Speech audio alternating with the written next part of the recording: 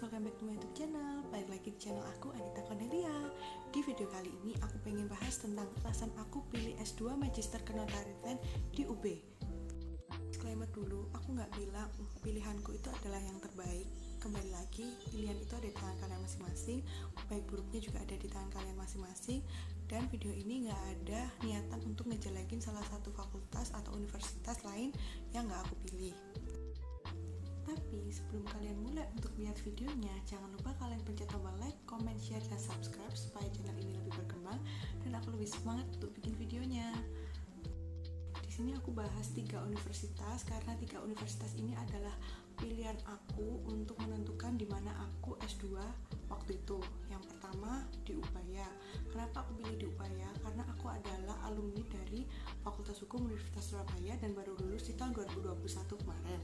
Yang kedua UNER, karena sama-sama Surabaya dan menurut aku dekat, jadi aku kayak nggak perlu lagi susah-susah untuk nyesuaiin lingkungannya, nyesuaiin cari kos-kosan lagi dan lain-lain, karena kan emang sama-sama Surabaya.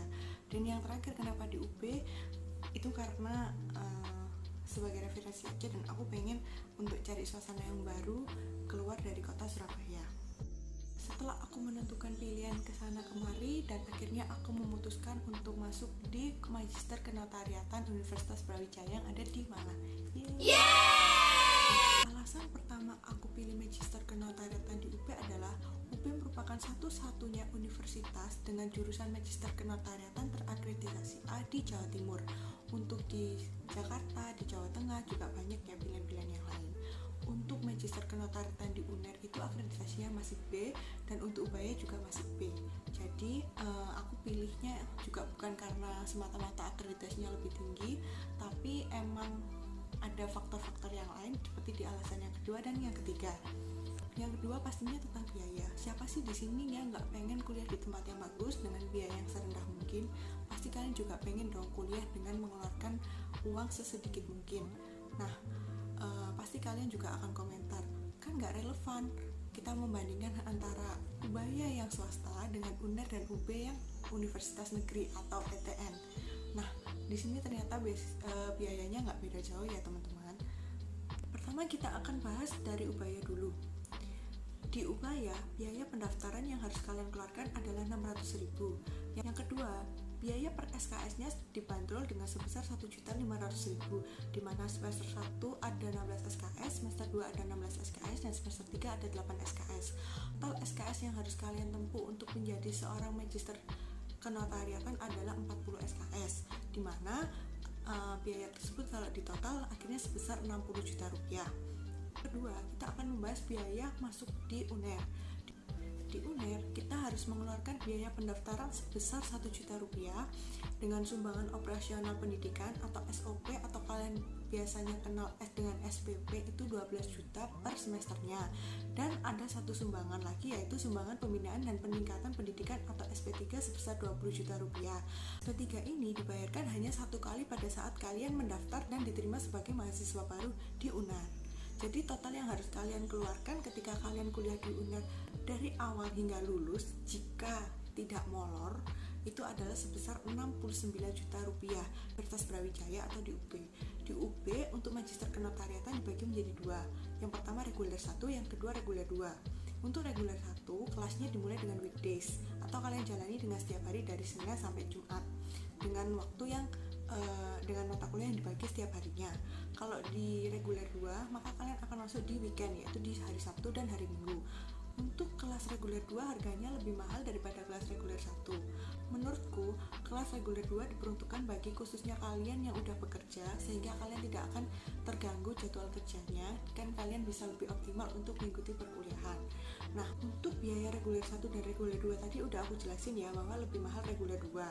Untuk yang pertama kita bahas dulu dari kelas reguler 1. Di kelas reguler 1 kita dikenakan biaya matrikulasi sebesar 350.000 untuk satu SKS-nya, dan kita harus menjalani 10 SKS. Yang kedua, ada iuran pembangunan institusi atau IP. Kalau tadi di UNER ada yang namanya SP3, di UB ada yang namanya IP.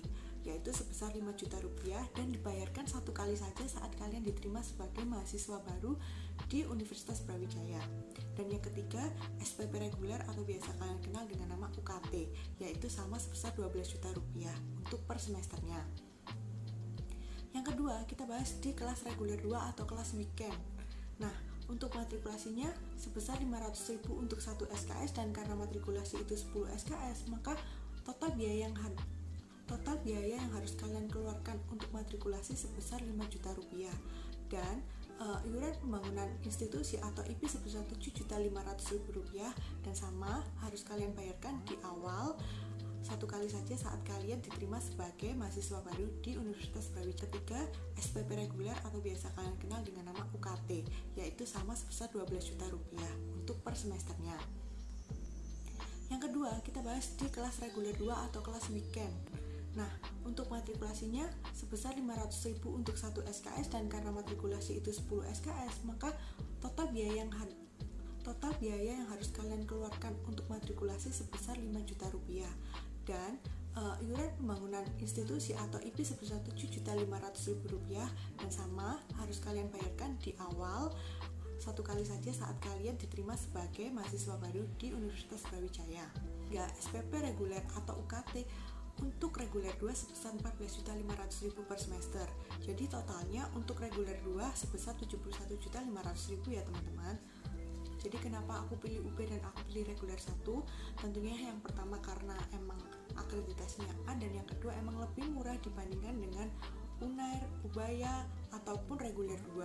Dan karena aku juga belum bekerja secara penuh ikut orang dan aku tidak punya keharusan untuk ngantor, maka aku akan ngambil weekdays karena menurut kita tidak dipaksa untuk berpikir full seharian, sehingga ilmu yang kita serap akan lebih maksimal. Dan ini adalah alasan terakhir. Aku nggak tahu ini kelebihan atau kekurangan, aku nggak tahu ini kalian nyebutnya apa. Aku baru tahu informasi yang terakhir ini ketika aku mau bikin video ini. Nah, ternyata teman-teman, SKS yang harus kalian tempuh di UNER, Ubaya, dan UB itu totalnya beda-beda. Kalau di S1 di Fakultas Hukum itu menurut aku sama, dari aku yang nanya ke teman-temanku, total yang mereka harus tempuh termasuk aku adalah 144 SKS. Tapi ternyata ketika kita masuk ke magister kenotariatan atau mungkin S2 di jurusan yang lain, kita tidak mempunyai bobot SKS total yang sama dan ternyata untuk jurusan profesi atau S2 kita setiap universitas itu punya bobot kurikulumnya masing-masing, yang artinya jumlah total SKS yang harus kalian tempuh di Universitas A dan Universitas B itu beda-beda. Nah, ternyata Ubaya itu merupakan jurusan magister kenotariatan dengan jumlah kurikulum atau SKS paling sedikit, yaitu sebesar 40 SKS, sehingga kalian akan lebih cepat untuk menyelesaikannya. Karena contoh itu tadi kan aku udah jelasin di semester 1, 2, dan 3. Jadi UBA itu cuma punya 3 semester untuk magister kenotariatan. Mungkin akan jadi 4 semester kalau kalian molor. Nah, yang kedua di UNER. UNER ini 46 SKS, namun ini terbagi menjadi 4 semester. Kalau untuk perinciannya berapa per semesternya, kalian boleh cek sendiri ya teman-teman. Nah, untuk UB ini adalah salah satu universitas yang paling banyak menetapkan jumlah kurikulum atau SKS, yaitu sebesar 55 SKS yang terbagi dalam 4 semester. Konsekuensi logisnya, memang secara biaya kita untung karena kita mendapatkan ilmu yang lebih banyak dengan jumlah harga yang lebih murah, tapi kita wajib, kita berkorban mengeluarkan waktu yang banyak karena emang kita mendapatkan lebih banyak ilmu, sehingga kita membutuhkan lebih banyak juga waktu untuk lulus atau untuk berproses dalam magister kenotariatan itu. Nah, untuk sistem pembelajaran di tahun 2021 ini semuanya masih daring, baik Ubaya, UB ataupun di UNER. Nah, mungkin setahu aku kalau nggak salah di UB itu di reguler 2 menyediakan kelas full daring atau biasa dikenal di UB dengan nama blended learning. Di kelas blended learning atau di reguler 2, meskipun kegiatan belajar mengajar sudah dilaksanakan secara luring atau secara tatap muka, tapi kegiatan belajar mengajar untuk kelas reguler 2 itu dilaksanakan secara online atau tetap daring. Nah, kalau kalian lebih suka mana? Jujur, aku udah mulai capek karena aku tidak terbiasa dengan kegiatan belajar mengajar secara online atau daring atau lewat Zoom, karena kita noleh kanan, kita noleh kiri, yang kita lihat itu laptop, kita noleh kanan, kita noleh kiri, nggak ada teman untuk ngobrol atau discuss, meskipun kita juga tahu kita bisa discuss lewat Zoom atau laptop atau WA atau sosmed yang lain. Tapi aku merasa aku lebih nyaman untuk kuliah secara luring.